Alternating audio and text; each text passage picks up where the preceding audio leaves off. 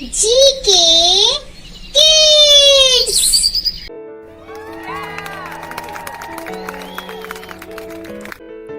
शेर और लड़का। बच्चों, शेर तो शायद तुमने ना देखा हो, लेकिन उसका नाम तो सुना ही होगा। शायद उसकी तस्वीर देखी हो और उसका हाल भी पढ़ा हो। शेर अक्सर जंगलों और कछारों में रहता है।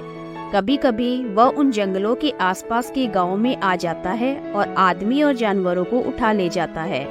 कभी कभी उन जानवरों को मारकर खा जाता है जो जंगलों में चरने जाया करते हैं। थोड़े दिनों की बात है कि एक गडरिये का लड़का गाय बैलों को लेकर जंगल में गया और उन्हें जंगल में छोड़कर आप एक झरने के किनारे मछलियों का शिकार खेलने लगा। जब शाम होने को आई तो उसने अपने जानवरों को इकट्ठा किया, मगर एक गाय का पता ना था। उसने इधर उधर दौड़ धूप की, मगर गाय का पता ना चला। बेचारा बहुत घबराया। मालिक अब मुझे जिंदा ना छोड़ेंगे। उस वक्त ढूंढने का मौका ना था, क्योंकि जानवर फिर इधर उधर चले जाते। इसलिए वह उन्हें लेकर घर लौटा और उन्हें बाड़े में बांधकर बिना किसी से कुछ कहे हुए गाय की तलाश में निकल पड़ा। उस छोटे लड़के की यह हिम्मत देखो। अंधेरा हो रहा है, चारों तरफ सन्नाटा छाया हुआ है। जंगल भाई भाई कर रहा है, गीदड़ों का आह्वान सुनाई दे रहा है, पर वह बेखौफ जंगल में बढ़ा चला जाता है। कुछ देर तक तो वो गाय को ढूंढता रहा, लेकिन जब और अंधेरा हो गया तो उसे डर मालूम होने लगा। जंगल में अच्छे अच्छे आदमी डर जाते हैं, उस छोटे से बच्चे का कहना ही क्या, मगर जाए कहाँ। जब कुछ ना सूझी तो एक ऊंचे पेड़ पर चढ़ गया और उसी पर रात काटने की ठान ली। उसने पक्का इरादा कर लिया था कि बगैर गाय को लिए घर ना लौटूंगा। दिन भर का थका मांदा तो था, उसे जल्दी नींद आ गई। नींद चारपाई और बिछवान नहीं ढूंढती। अचानक पेड़ इतनी जोर से हिलने लगा कि उसकी नींद खुल गई। वह गिरते गिरते बच गया। सोचने लगा, पेड़ कौन हिला रहा है। आंखें मलकर नीचे की तरफ देखा तो उसके रोए खड़े हो गए। एक शेर पेड़ के नीचे खड़ा उसकी तरफ ललचाई हुई आंखों से ताक रहा था। उसकी जान सूख गई। वह दोनों हाथों से डाल से चिमट गया। नींद भाग गई। कई घंटे गुजर गए, पर शेर वहां से जरा भी ना हिला। वह बार बार गुर्राता और उछल उछल कर लड़के को पकड़ने की कोशिश करता। कभी कभी तो वह इतने नजदीक आ जाता कि लड़का जोर से चिल्ला उठता। रात ज्यों ज्यों करके कटी। सवेरा हुआ। लड़के को कुछ भरोसा हुआ कि शायद शेर उसे छोड़कर चला जाए, मगर शेर ने हिलने का नाम तक ना लिया। सारे दिन वह उसी पेड़ के नीचे बैठा रहा। शिकार सामने देखकर वह कहाँ जाता। पेड़ पर बैठे बैठे लड़के की देह अकड़ गई थी। भूख के मारे बुरा हाल था, मगर शेर था कि वहां से जो भर भी ना हटता था। उस जगह से थोड़ी दूर पर एक छोटा सा झरना था। शेर कभी कभी उस तरफ ताकने लगता था। लड़के ने सोचा कि शेर प्यासा है। उसे कुछ आस बंधी कि ज्यों ही वह पानी पीने जाएगा, मैं भी यहाँ से खिसक चलूंगा। आखिर शेर उधर चला। लड़का पेड़ पर से उतरने की फिक्र कर ही रहा था कि शेर पानी पीकर लौट आया। शायद उसने भी लड़के का मतलब समझ लिया था। वह आते ही इतने जोर से चिल्लाया और ऐसा उछला कि लड़के के हाथ पांव ढीले पड़ गए, जैसे वह नीचे गिरा जा रहा हो। मालूम होता था हाथ पांव पेट में घुस जा रहे हुए। ज्यों ज्यों करके वह दिन भी बीत गया। ज्यों ज्यों रात होती जाती थी, शेर की भूख भी तेज होती जाती थी। शायद उसे यह सोच सोचकर गुस्सा आ रहा था कि खाने की चीज सामने रखी है और मैं 2 दिन से भूखा बैठा हूँ। क्या आज भी एकादशी हो रहेगी? वह रात भी उसे ताकते ही बीत गई। तीसरा दिन भी निकल गया। मारे भूख के उसकी आंखों में तितलियां सी उड़ने लगी। डाल पर बैठना भी उसे मुश्किल मालूम होता था। कभी कभी तो उसके जी में आता कि शेर मुझे पकड़ ले और खा जाए। उसने हाथ जोड़कर ईश्वर से विनय की, भगवान, क्या तुम मुझ गरीब पर दया ना करोगे? शेर को भी थकावट मालूम हो रही थी। बैठे बैठे उसका जी उब गया। वह चाहता था किसी तरह जल्दी से शिकार मिल जाए। लड़के ने इधर उधर बहुत निगाह दौड़ाई कि कोई नजर आ जाए, मगर कोई नजर ना आया। तब वह चिल्ला चिल्ला कर रोने लगा, मगर वहां उसका रोना कौन सुनता था। आखिर उसे एक तकदीर सूझी। वह पेड़ की फुनगी पर चढ़ गया और अपनी धोती खोलकर उसे हवा में उड़ाने लगा कि शायद किसी शिकारी की नजर पड़ जाए। एकाएक वह खुशी से उछल पड़ा। उसकी सारी भूख, सारी कमजोरी गायब हो गई। कई आदमी झरने के पास खड़े वह उड़ती हुई झंडी को देख रहे थे। शायद उन्हें अचंभा हो रहा था कि जंगल में इस पेड़ पर झंडी कहाँ से आई। लड़के ने उन आदमियों को गिना, 1 2 3 4। जिस पेड़ पर लड़का बैठा था वहाँ की जमीन कुछ नीची थी। उसे ख्याल आया कि अगर वे लोग मुझे देख भी लें तो उनको यह कैसे मालूम होगा कि उसके नीचे 3 दिन का भूखा शेर बैठा हुआ है। अगर मैं उन्हें होशियार ना कर दूं तो यह दुष्ट किसी न किसी को जरूर चट कर जाएगा। यह सोचकर वह पूरी ताकत से चिल्लाने लगा। उसकी आवाज सुनते ही वे लोग रुक गए और अपनी अपनी बंदूकें संभालकर उसकी तरफ ताकने लगे। लड़के ने चिल्लाकर कहा, होशियार रहो, होशियार रहो, इस पेड़ के नीचे एक शेर बैठा हुआ है। शेर का नाम सुनते ही वे लोग संभल गए। चटपट बंदूकों में गोलियां भरी और चौकन्ने होकर आगे बढ़ने लगी। शेर को क्या खबर कि नीचे क्या हो रहा है। वह तो अपने शिकार की ताक में घात लगाए बैठा था। यकाएक पैरों की आहट पाते ही वह चौंक उठा और उन चारों आदमियों को एक टोले की आड़ में देखा। फिर क्या कहना था, उसे मुंह मांगी मुराद मिली। भूख में सब्र कहाँ। वह इतने जोर से गरजा कि सारा जंगल हिल गया और उन आदमियों की तरफ जोर से जस्त मारी, मगर वे लोग पहले ही से तैयार थे। चारों ने एक साथ गोली चलाई। दन दन दन दन दन आवाज आई। चिड़िया पेड़ों से उड़ उड़ कर भागने लगी। लड़के ने नीचे देखा, शेर जमीन पर गिर पड़ा था। वह एक बार फिर उछला और फिर गिर पड़ा। फिर वह हिला तक नहीं। लड़के की खुशी का क्या पूछना, भूख प्यास का नाम तक ना था। चटपट पेड़ से उतरा तो देखा सामने उसका मालिक खड़ा है। वह रोता हुआ उसके पैरों पर गिर पड़ा। मालिक ने उसे उठाकर छाती से लगा लिया और बोला, क्या तू 3 दिन से इसी पेड़ पर था? लड़के ने कहा, हाँ, उतरता कैसे, शेर तो नीचे बैठा हुआ था। मालिक, हमने तो समझा था कि किसी शेर ने तुझे मारकर खा लिया। हम चारों आदमी 3 दिन से तुझे ढूंढ रहे हैं। तूने हमसे कहा तक नहीं कि निकल खड़ा हुआ। लड़का, मैं डरता था, गाय जो खोई थी। मालिक, अरे पागल, गाय तो उसी दिन आप ही आप चली आई थी। भूख प्यास से शक्ति तक ना रहने पर भी लड़का हंस पड़ा। मिट्टू, बंदरों के तमाशे तो तुमने बहुत देखे होंगे। मदारी के इशारों पर बंदर कैसी कैसी नकली करता है, उसकी शरारतें भी तुमने देखी होंगी। तुमने उसे घरों से कपड़े उठाकर भागते देखा होगा। पर आज हम तुम्हें एक ऐसा हाल सुनाते हैं जिससे मालूम होगा कि बंदर लड़कों से भी दोस्ती कर सकता है। कुछ दिन हुए लखनऊ एक सर्कस कंपनी आई थी। उसके पास शेर, भालू, चीता और कई तरह के और भी जानवर थे। इनके सिवा एक बंदर मिट्टू भी था। लड़कों के झुंड रोज इन जानवरों को देखने आया करते थे। मिट्टू ही उन्हें सबसे अच्छा लगता। उन्हीं लड़कों में गोपाल भी था। वह रोज आता और मिट्टू के पास घंटों चुपचाप बैठा रहता। उसे शेर, भालू, चीते आदि से कोई प्रेम न था। वह मिट्टू के लिए घर से चने, मटर, केले लाता और खिलाता। मिट्टू भी उससे इतना हिल गया था कि बगैर उसके खिलाए कुछ न खाता। इस तरह दोनों में बड़ी दोस्ती हो गई। एक दिन गोपाल ने सुना कि सर्कस कंपनी वहाँ से दूसरे शहर में जा रही है। यह सुनकर उसे बड़ा रंज हुआ। वह रोता हुआ अपनी माँ के पास आया और बोला, अम्मा, मुझे एक अठन्नी दो, मैं जाकर मिट्टू को खरीद लाऊं। वह ना जाने कहाँ चला जाएगा, फिर मैं उसे कैसे देखूंगा। वह भी मुझे ना देखेगा तो रोएगा। माँ ने समझाया, बेटा, बंदर किसी को प्यार नहीं करता, वह तो बड़ा शैतान होता है। यहाँ आकर सबको काटेगा। मुफ्त में उलाने सुनने पड़ेंगे। लेकिन लड़के पर माँ के समझाने का कोई असर न हुआ। वह रोने लगा। आखिर माँ ने मजबूर होकर उसे एक अठन्नी निकाल कर दे दी। अठन्नी पाकर गोपाल मारे खुशी के फूल उठा। उसने अठन्नी को मिट्टी से मलकर खूब चमकाया, फिर मिट्टू को खरीदने चला। लेकिन मिट्टू वहाँ दिखाई न दिया। गोपाल का दिल भर आया। मिट्टू कहीं भाग तो नहीं गया? मालिक को अठन्नी दिखाकर गोपाल बोला, क्यों साहब, मिट्टू को मेरे हाथ बेचेंगे?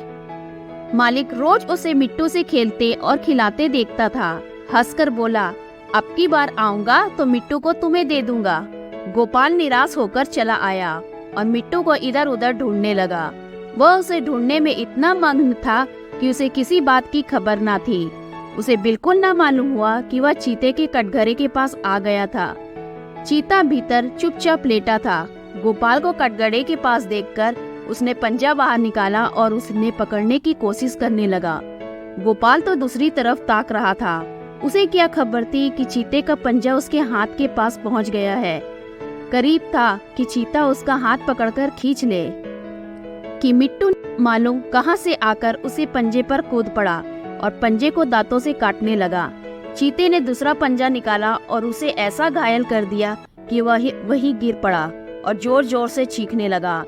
मिट्टू की यह हालत देखकर गोपाल भी रोने लगा। दोनों का रोना सुनकर लोग दौड़े, पर देखा कि मिट्टू बेहोश पड़ा है और गोपाल रो रहा है। मिट्टू का घाव तुरंत धोया गया और मरहम लगाया गया। थोड़ी देर में उसे होश आ गया। वह गोपाल की ओर प्यार की आंखों से देखने लगा, जैसे कह रहा हो कि अब क्यों रोते हो, मैं तो अच्छा हो गया। कई दिन मिट्टू की मरहम पट्टी होती रही और आखिर वह बिल्कुल अच्छा हो गया। पाल अब रोज आता और उसे रोटियां खिलाता। आखिर कंपनी के चलने का दिन आया। गोपाल बहुत रंजीदा था।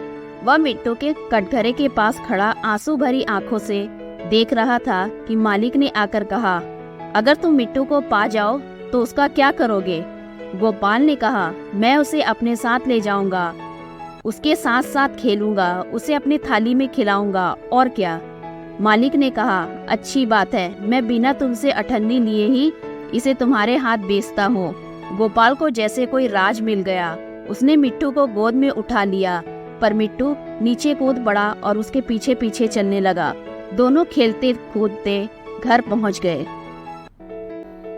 मगर का शिकार। मेरा गांव सरजू नदी के किनारे है। ना जाने क्यों सरजू में ऐसे जानवर बहुत रहते हैं।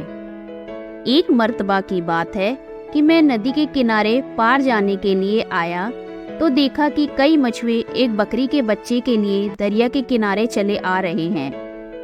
उनमें से एक के हाथ में एक बड़ा सा छुरा भी था। मैंने समझा कि इसे लोग हलाल करने के लिए लाए हैं। मैंने कहा, इसे चाकू से क्यों हलाल करते हो, खड़क से क्यों नहीं मारते? इस पर एक आदमी ने कहा, हजूर, इसे हलाल नहीं करेंगे, इससे मगर का शिकार करेंगे। मैंने कहा, कैसे? हजूर चुपचाप देखिए। मैं पार जाना भूल गया। वही मगर का शिकार देखने के लिए ठहर गया। देखा कि लोगों ने उस बकरी के बच्चे को एक पेड़ के नीचे बांधा। वह पेड़ दरिया से कुल 20 गज पर था। इसके बाद उन्होंने एक हांडी से कुछ जोक निकाले और उन्हें बकरी के बच्चे पर लगा दिया। जब बच्चा मैं करने लगा तो हम लोग एक पेड़ की आड़ में छिप गए और मगर का इंतजार करने लगे। मगर का एक अजीब स्वभाव यह है कि वह जिस रास्ते से दरिया से निकलकर आता है उसी रास्ते से दरिया की ओर लौटता भी है, जिससे वह रास्ता ना भूल जाए। कोई घंटा भर बैठने के बाद हम लोगों ने एक मगर को पानी से सिर निकालते देखा। हम लोगों ने चुप्पी साध ली। मगर ने डुबकी लगाई और गायब हो गया। इधर बकरा मैं करता ही रहा। कोई 3-4 मिनट के बाद मगर ने फिर सिर निकाला और धीरे धीरे किनारे पर चढ़ आया और इधर उधर बड़े ध्यान से देखने लगा। जब उसे मालूम हो गया कि यहाँ बिल्कुल सन्नाटा है तो वह रेंगता हुआ बच्चे के समीप गया और धीरे धीरे किनारे पर चढ़ आया और इधर उधर बड़े ध्यान से देखने लगा। जब उसे मालूम हो गया कि यहाँ बिल्कुल सन्नाटा है तो वह रेंगता हुआ बच्चे के समीप गया बच्चे के बिल्कुल पास पहुंचकर उसने फिर एक बार इधर उधर गौर से देखा और जब फिर उसे कोई ना दिखाई दिया तो उसने झटपट बच्चे की गर्दन पकड़ ली। उधर उन मछुआरों में से एक आदमी वही चाकू लिए हुए चुपके से दरिया का किनारे पहुंच गया और ठीक उसी जगह जहां मगर दरिया से निकला था चाकू को इस कदर जमीन में गाड़ा कि उसकी नोक जमीन से कोई 2 इंच निकली रहे। जब वह चाकू गाड़ कर लौटा तो सब के सब एक साथ चिल्लाकर आड़ से निकले और अपने सोट लिए हुए मगर के पीछे दौड़े। अचानक इतने आदमियों को अपने ऊपर हमला करते देख मगर घबरा गया और जल्दी से नदी में उतर गया। वह तो डुबकी लगाकर गायब हो गया, लेकिन उस जगह नदी के पानी का रंग लाल ही लाल दिखाई देने लगा। मछुए खुश होकर उछल पड़े और कहने लगे, बस मार दिया। मैंने ताज्जुब से पूछा, मगर तो भाग गया, तुमने मारा कहाँ? एक मछुए ने कहा, जरा सब्र तो कीजिए, अभी देखिएगा। मेरी नजर चाकू की नोक पर पड़ी तो मैंने देखा कि वह बिल्कुल लाल हो गई है और उस जगह से दरिया तक लाल ही लाल दिखाई देता है। कोई 15-20 मिनट के बाद वे लोग चिल्ला उठे, वह निकला, वह निकला। सचमुच बीच दरिया में से एक मगर की लाश तैर रही थी। उसका पेट चीरा हुआ था और उस वक्त भी खून बह रहा था। वह लोग नाव पर सवार होकर बीच दरिया में गए और मगर को जाल में फंसाकर किनारे लाए। एक आदमी फौरन दौड़ता हुआ आया और एक बैलगाड़ी लाया। लोगों ने मगर को बैलगाड़ी पर लादा और चल दिए। इतना बड़ा मगर मैंने ना देखा था। वह कोई 15 फीट लंबा था। बाघ की खाल। रांची से लेकर चकद्दरपुर तक घना जंगल है। उसकी लंबाई कोई 75 मील होगी। इस जंगल में तरह तरह के जानवर रहते हैं। उनमें बाघ सबसे खौफनाक होता है। कई साल हुए मेरा एक दोस्त और मैं रांची के एक दफ्तर में काम करते थे। हम दोनों चकद्दरपुर के रहने वाले थे। जब दफ्तर में छुट्टियां हो जाती तो हम दोनों घर चले जाते थे। वहाँ रेलवे लाइन है, एक मोटर बस चला करती है। एक बार हम दोनों को एक बड़े जरूरी काम से घर जाना पड़ा। संयोग से उस दिन मोटर बस भी ना मिली। आखिर यह तय किया कि पैर गाड़ी पर चले। हिसाब लगाकर देखा कि अगर बीच में कहीं ना ठहरे तो 9-10 घंटों में पहुंच जाएंगे। आखिर कुछ खाने पीने का सामान लेकर हम दोनों साइकिल पर सवार होकर शाम को 6 बजे निकल खड़े हुए। उजाली रात थी। मील भर जाने के बाद चांद निकल आया। आसपास की पहाड़ियां दिखाई देने लगी। चारों ओर सन्नाटा छाया हुआ था और उस सन्नाटे को चीरती हुई हमारी साइकिलें सन सन चली जा रही थी। थोड़ी थोड़ी दूर पर जंगली आदमियों की बस्तियां मिल जाती थी। उनकी झोपड़ियों से ढोल और बांसुरी की मीठी मीठी आवाजें आ जाती थी। हम दोनों इस दृश्य का आनंद उठाते हुए चले जा रहे थे। अचानक मेरे दोस्त को कै आ गई और वह साइकिल पर से गिर पड़ा। उसका यह हाल देखकर मेरी जान सूख गई। उसे तो हैजा हो गया था। अब क्या करूं? ना कोई बस्ती ना गांव, उसे कहाँ ले जाऊं? कुछ समझ में ना आता था। मैंने अपने दोस्त का नाम लेकर पुकारा, मगर उसके मुंह से कोई आवाज ना निकली। वह दर्द भरी आंखों से मेरी तरफ देखने लगा। उसकी यह दशा देखकर मुझे भी रोना आ गया। फिर सोचा, रोने से क्या होगा? देखूं यहाँ नजदीक कोई गांव है या नहीं, शायद किसी से कुछ मदद मिल जाए। मैंने अपने दोस्त से फिर पूछा, भाई तुम्हारा जी कैसा है? कुछ तो बताओ। फिर भी कोई जवाब नहीं। मैंने उसकी नाड़ी पर हाथ रखा। नाड़ी का कहीं पता नहीं। हाँ, सांस चल रही थी। सोचने लगा, इसे छोड़कर कैसे जाऊं? कोई जंगली जानवर आ पहुंचे तो लाश का भी पता ना चले। आखिर मैंने दोनों पैर गाड़ियों को एक पेड़ के सहारे खड़ा किया और अपने दोस्त को उस पर लेटाकर किसी गांव की तलाश में निकला। रास्ते में बार बार अपने दोस्त का ख्याल आने लगा। चारों ओर घना जंगल, पेड़ों के नीचे बड़ी मुश्किल से रोशनी पहुंचती थी। रास्ता न दिखाई देता था। अचानक मैं एक पत्थर से ठोकर खाकर गिर पड़ा। चोट तो ज्यादा ना आई, मगर हाथ पांव कुछ छिल गए। मैं फिर उठा कि एकाएक कुछ आहट पाकर पीछे की ओर ताका। क्या देखता हूँ कि कोई 15 गज की दूरी पर एक बाघ खड़ा है। मेरे होश उड़ गए। ऐसा जान पड़ा जैसे बदन में खून नहीं है, सांस तक बंद हो गई। मुझे खड़ा देखकर वह भी रुक गया। फिर मैंने सोचा कि शायद मुझे भ्रम हो गया है, शायद मैं किसी पेड़ की परछाई को बाघ समझ रहा हूँ। यह सोचकर मैं फिर आगे बढ़ा, मगर आंखें पीछे की लगी रही। अब की बार सचमुच मुझे पत्तों की खड़खड़ाहट सुनाई दी। मैंने फिर पीछे की ओर देखा। बाघ मेरे पीछे पीछे चला आ रहा था। मेरे रोए खड़े हो गए और मैं लकड़ी सा तन गया। कुछ सोचने की मुझ में शक्ति ही नहीं रही। मुझे खड़ा होते देखकर वह जमीन पर हाथ पांव फैलाकर बैठ गया। मुझे अब जान की कोई आशा ना रही। ना तो मेरे पास कोई पिस्तौल था और ना चाकू। ना मालूम क्या सोचकर मैं बड़े जोर से चिल्ला उठा।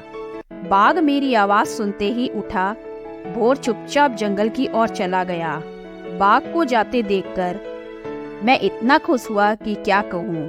मेरी हिम्मत भी लौट आई।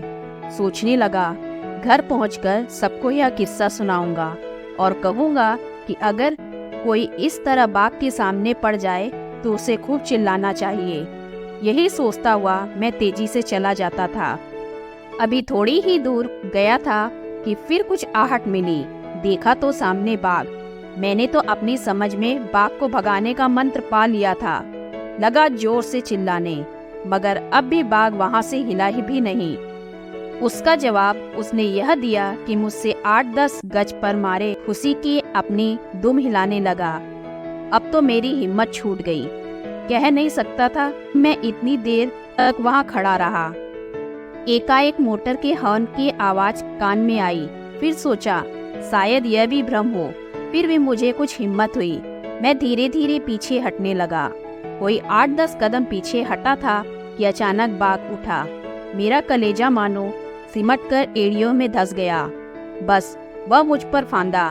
मैंने झट आंखें बंद कर ली और दोनों हाथों से सिर पकड़ लिया, मगर बाघ मुझ पर फांदा नहीं, बल्कि जितनी दूर में मैं पीछे हट गया था उतना ही वह आगे बढ़ गया और फिर बैठ गया। फिर हॉर्न की आवाज सुनाई दी। शायद कोई लारी रांची से आ रही थी। फिर मुझे होश नहीं कि क्या हुआ। सिर्फ इतना याद है कि मैं एक मर्तबा बड़े जोर से चिल्लाया था, मार डाला, मार डाला। जब मुझे होश आया तो मैंने देखा मेरा सिर किसी की जांघ पर रखा हुआ है और आसपास कई आदमी खड़े हैं। मेरा दोस्त भी वहीं बैठा हुआ है। मैंने उनसे थोड़ा पानी मांगा। उन्होंने मुझे गर्म दूध निकालकर पिलाया। बाद में मुझे मालूम हुआ कि यह साहब इंजीनियर थे। अपने 3-4 दोस्तों के साथ टाटा नगर जा रहे थे। रास्ते में उन्हें दिखाई दिया कि पक पेड़ के नीचे 2 आंखें सी चमक रही हैं। उन्होंने बाघ समझकर बंदूक उठाई। अचानक उस पर मोटर की रोशनी पड़ते ही उन्होंने देखा कि आंखें नहीं हैं, बल्कि 2 पैर गाड़ियों की बत्तियां जल रही है। उन्होंने फौरन मोटर रोक लिया और उतरकर पेड़ के नीचे आए तो देखा कि एक आदमी बेहोश पड़ा हुआ है। उनके पास कुछ दवाएं थी। दवाएं पिलाने से उस आदमी की हालत कुछ संभल गई। उन्होंने उसे मोटर में बैठाया और चले ही आ रहे थे कि फिर देखा कि एक बाघ मेरी छाती पर दोनों अगले पंजे रखकर बैठा हुआ है। मोटर के करीब आते ही बाघ ने मुझे छोड़ दिया और भागा, मगर इंजीनियर साहब की बंदूक ने उसे वही ठंडा कर दिया। उन्हीं की मदद से हम दोनों घर पहुंचे। मेरे सारे कपड़े खून से तर थे। छाती में जख्म हो गया था। कई दिन मरहम पट्टी करने के बाद मैं अच्छा होकर फिर रांची लौटा। उसके थोड़े ही दिन बाद इंजीनियर साहब ने मुझे एक बाघ की खाल भेज दी और लिखा कि वह उसी बाघ की खाल है। यह खाल अभी तक मेरे पास मौजूद है। सांप का मणि। मैं जब जहाज पर नौकर था तो एक बार कोलंबो भी गया था। बहुत दिनों से वहां जाने का मन चाहता था, खासकर रावण की लंकापुरी देखने के लिए।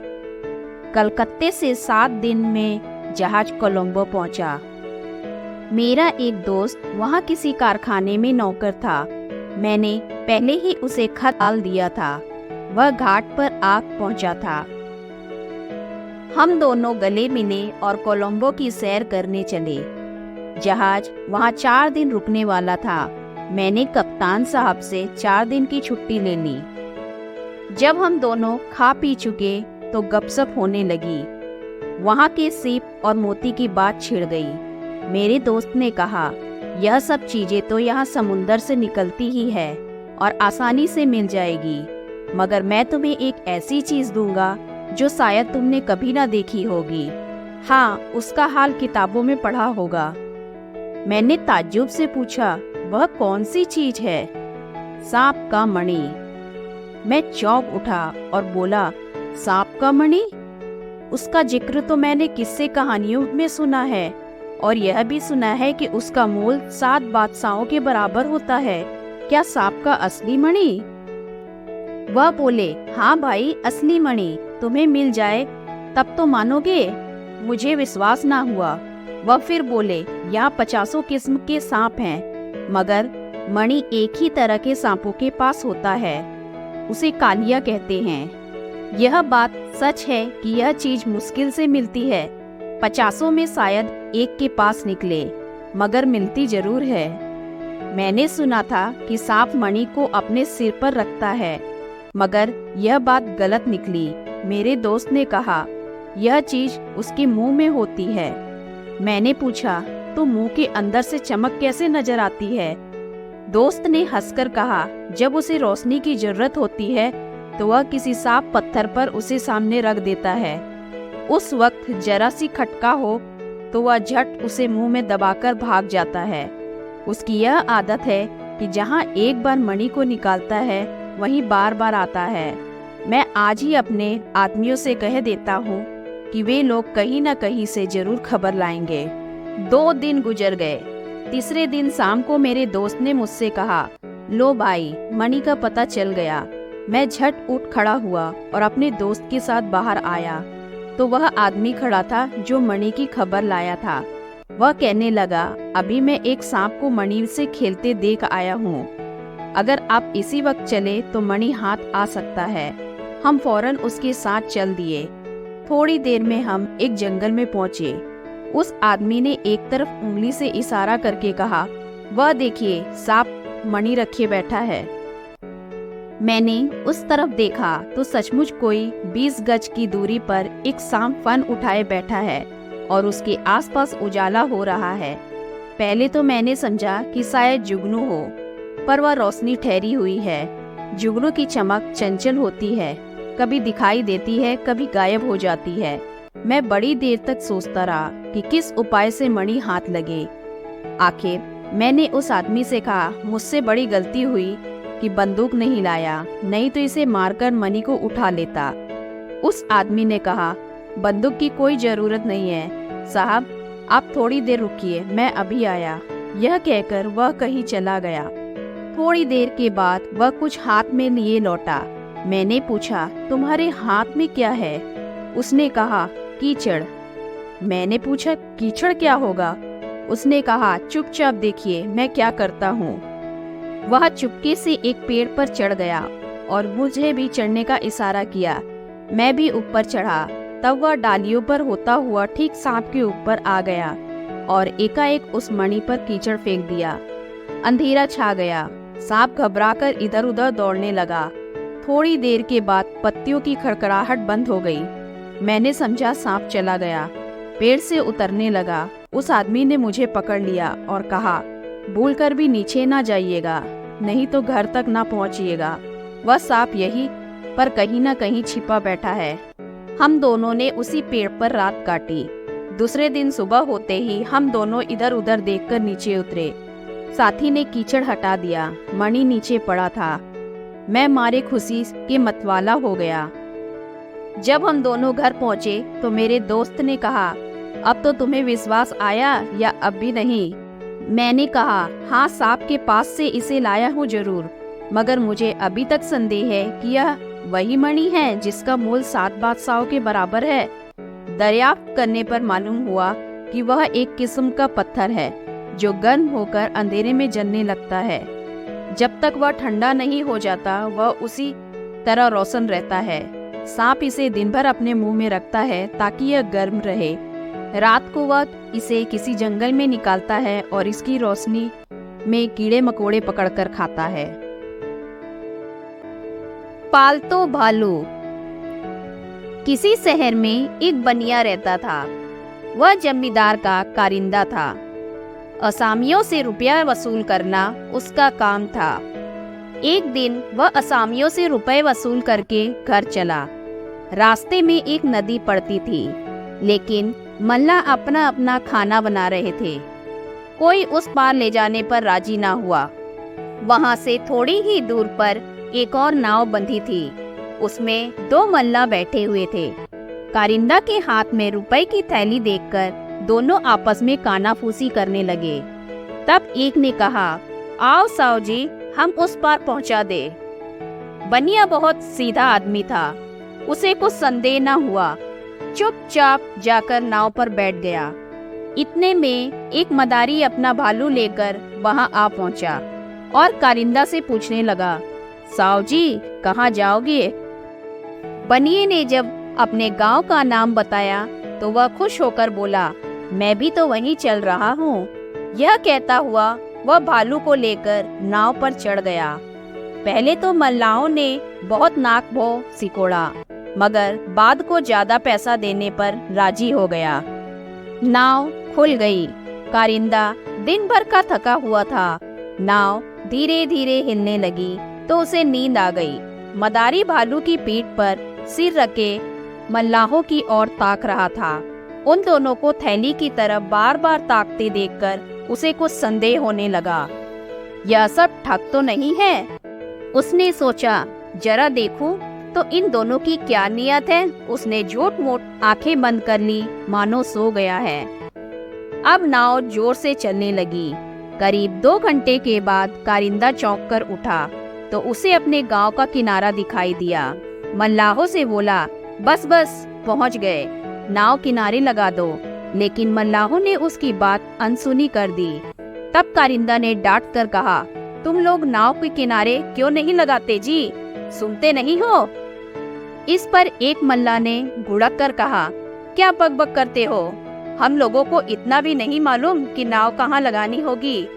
मदारी अब तक चुपचाप पड़ा देखता रहा। उसने भी कहा, हाँ हाँ यही तो किनारा है, नाव क्यों नहीं लगाते? मल्लाहों ने उसे भी फटकारा।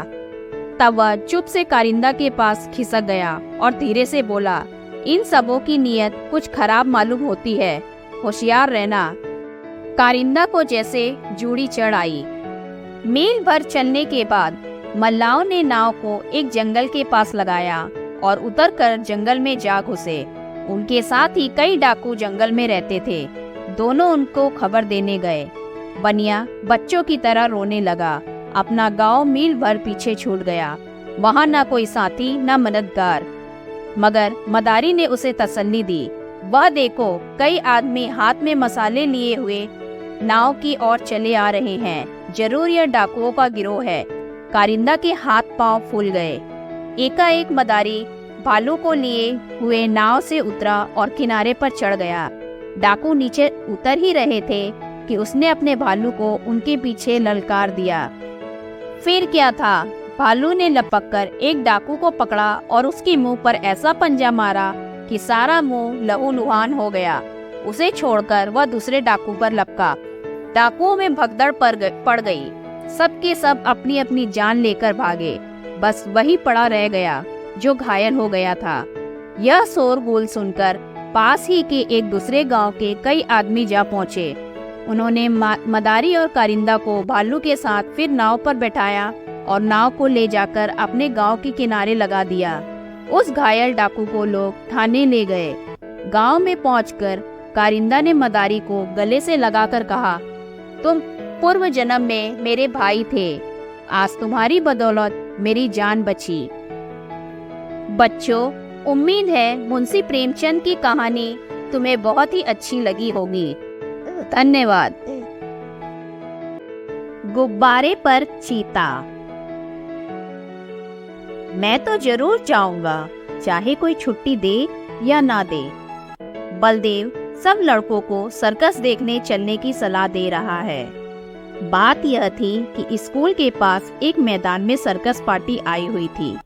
सारे शहर की दीवारों पर उसके विज्ञापन चिपका दिए गए थे। विज्ञापन में तरह तरह के जंगली जानवर अजीब अजीब काम करते दिखाई गए थे। लड़के तमाशा देखने के लिए ललचा रहे थे। पहला तमाशा रात को शुरू होने वाला था, मगर हेडमास्टर साहब ने लड़कों को वहां जाने की मनाही कर दी थी। इश्तिहार बड़ा आकर्षक था। आ गया है, जिस तमाशे की आप लोग भूख प्यास छोड़कर इंतजार कर रहे थे, वही बम्बई सर्कस आ गया है। आइए और तमाशे का आनंद उठाइए। बड़े बड़े खेलों के सिवा एक खेल और भी दिखाया जाएगा, जो ना किसी ने देखा होगा और ना ही सुना होगा। लड़कों का मन तो सर्कस में लगा हुआ था। सामने किताबें खोले जानवरों की चर्चा कर रहे थे। क्योंकि शेर और बकरी एक बर्तन में पानी पिएंगे और इतना बड़ा हाथी बैलगाड़ी पर कैसे बैठेगा। बैलगाड़ी के पहिए बहुत बड़े बड़े होंगे। तोता बंदूक छोड़ेगा और वनमानुष बाबू बनकर मेज पर बैठेगा। बलदेव सबसे पीछे बैठा हुआ अपने हिसाब की कॉपी पर शेर की तस्वीर खींच रहा था और सोच रहा था कि कल शनिचर नहीं एतवार होता तो कैसा मजा आता। बलदेव ने बड़ी मुश्किल से कुछ पैसे जमा किए थे। बलदेव सबसे पीछे बैठा हुआ अपनी हिसाब की कॉपी पर शेर की तस्वीर खींच रहा था और सोच रहा था कि कल शनिचर नहीं एतवार होता तो कैसा मजा आता। बलदेव ने बड़ी मुश्किल से कुछ पैसे जमा किए थे। मना रहा था कि कब छुट्टी हो और कब भागो। हेडमास्टर साहब का हुक्म सुनकर वह जामे से बाहर हो गया। छुट्टी होते ही वह बाहर मैदान में निकल आया और लड़कों से बोला, मैं तो जाऊंगा, जरूर जाऊंगा, चाहे कोई छुट्टी दे या ना दे। मगर और लड़के इतने साहसी ना थे, कोई उसके साथ जाने को राजी ना हुआ। बलदेव अब अकेला पड़ गया, मगर वह बड़ा जिद्दी था। दिल में जो बात बैठ जाती उसे पूरा करके ही छोड़ता था। शनिचर को लड़के तो मास्टर के साथ गेंद खेलने चले गए। बलदेव चुपके से खिसक कर सर्कस की ओर चला। वहां पहुंचते ही उसने जानवरों को देखने के लिए एक आने का टिकट खरीदा और जानवरों को देखने लगा। इन जानवरों को देखकर बलदेव मन में बहुत झुंझलाया। वह शेर है। मालूम होता है कि महीनों से इसे मलेरिया बुखार आ रहा हो।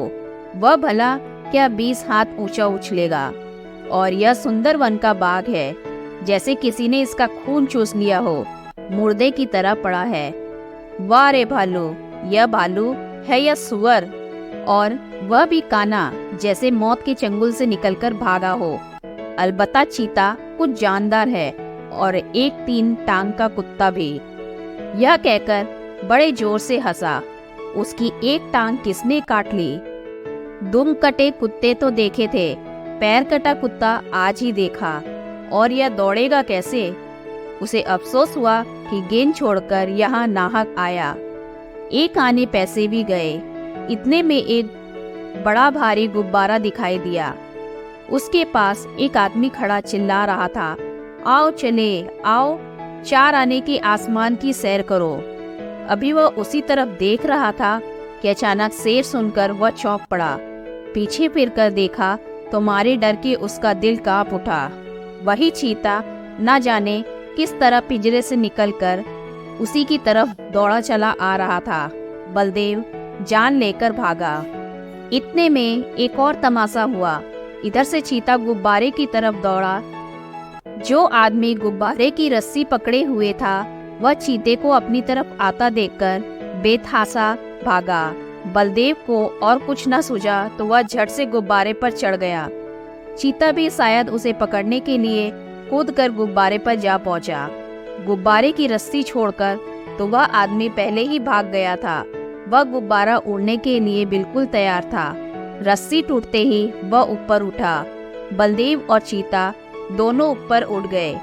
बात की बात में गुब्बारा ताड़ के बराबर जा पहुंचा। बलदेव ने एक बार नीचे देखा तो लोग चिल्ला चिल्लाकर उसने बचने के उपाय बतलाने लगे, मगर बलदेव के तो होश उड़ गए थे। उसकी समझ में कोई बात ना आई।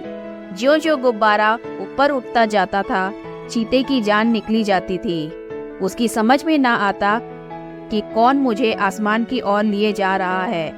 वह चाहता तो बड़ी आसानी से बलदेव को चट कर जाता, मगर उसे अपनी ही जान की फिक्र पड़ी हुई थी। सारा चीतापन भूल गया था। आखिर वह इतना डरा कि उसके हाथ पांव फूल गए और वह फिसल कर उल्टा नीचे गिरा। जमीन पर गिरते ही उसकी हड्डी पसली चूर चूर हो गई। अब तक तो बलदेव को चीते का डर था, अब यह फिक्र हुई कि गुब्बारा मुझे कहाँ लिए जाता है। वह एक बार घंटाघर की मीनार पर चढ़ा था। ऊपर से उसे नीचे के आदमी खिलौनों से और घर घरौंदे से लगते थे, मगर इस वक्त वह उससे कई गुना ऊंचा था। एकाएक उसे एक बात याद आ गई। उसने किसी किताब में पढ़ा था कि गुब्बारे का मुंह खोल देने से गैस निकल जाती है और गुब्बारा नीचे उतर जाता है, मगर उसे यह न मालूम था कि मुंह बहुत धीरे धीरे खोलना चाहिए। उसने एकदम उसका मुंह खोल दिया और गुब्बारा बड़े जोर से गिरने लगा। जब वह जमीन से थोड़ी ऊंचाई पर आ गया तो उसने नीचे की तरफ देखा, दरिया बह रहा था। फिर तो वह रस्सी छोड़कर दरिया में कूद पड़ा और तैरकर निकल आया। बच्चों, उम्मीद है तुम्हें यह कहानी पसंद आई होगी। धन्यवाद।